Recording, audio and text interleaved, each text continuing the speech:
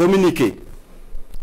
Il y a quelques semaines de cela, les services de renseignement ont intercepté plusieurs communications entre un individu et des chefs terroristes portant sur des détails des positions des forces de défense et de sécurité intérieure, des volontaires pour la défense de la patrie, ainsi que sur les opérations militaires.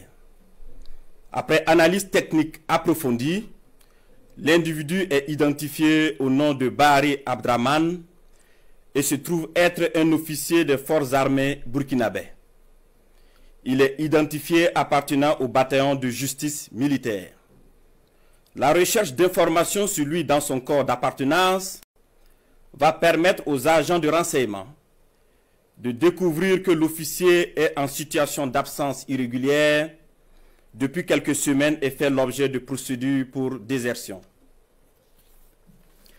La surveillance des communications du lieutenant déserteur Bahari Abdraman va donner des liens supplémentaires qui vont intéresser les services de renseignement, notamment avec un officier des forces armées du nom de Compaoré Joani, un ancien sous-officier de l'armée burkinabè du nom de Zerbo Laoko, un officier en service au Centre intégré des opérations du Burkina Faso, le commandant Ouedraogo Frédéric, un officier des forces armées en stage dans un pays européen, mais déserteur depuis un bout de temps et ayant rejoint Abidjan du nom de Kaboré Constantin.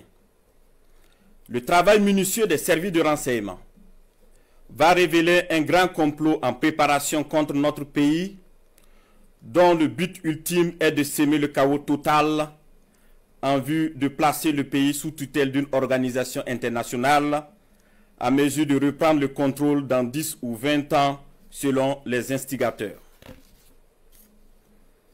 Des informations sensibles ont été passées aux terroristes en vue d'accentuer les attaques contre les forces combattantes et les civils dans le but de susciter la révolte contre les autorités.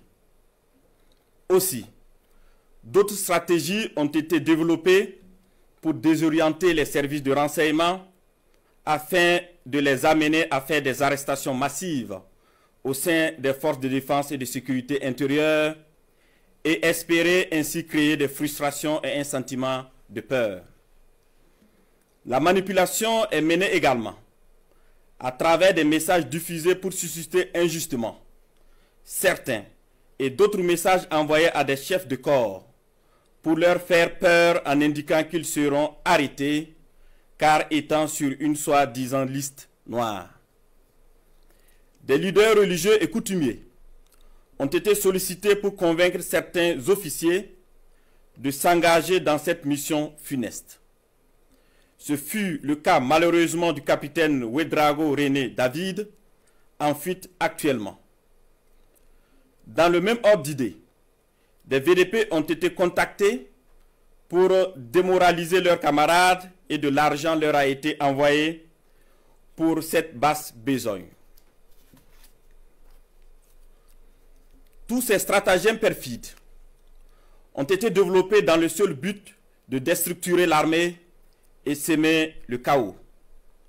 Les services de renseignement ont suivi la manœuvre qui devrait aboutir, selon le plan des comploteurs terroristes, le mercredi 16 avril 2025, à un assaut sur la présidence du Faso par un groupe de soldats recrutés par les ennemis de la nation.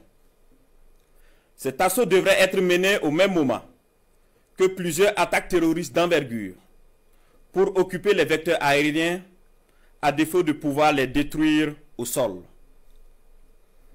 Quelques jours avant la mise en œuvre de ce projet diabolique, des VDP et soldats patriotes se sont présentés dans plusieurs services, notamment au renseignement et à la présidence du Faso, pour dénoncer le coup en préparation.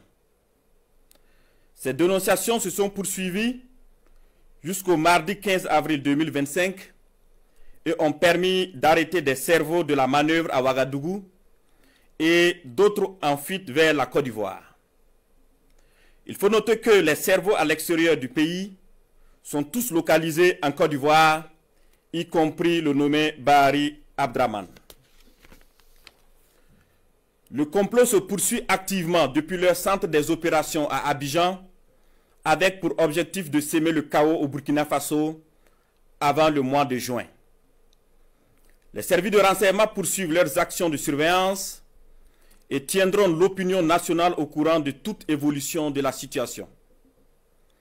Plusieurs autres personnes impliquées sont suivies et assumeront les conséquences de leurs actes le moment venu. Nous invitons les populations à rester sereines et vigilantes et à signaler toute activité suspecte. Quant aux vaillantes forces combattantes, nous les encourageons à poursuivre leur mission avec détermination tout en restant vigilantes. La patrie ou la mort, nous vaincrons.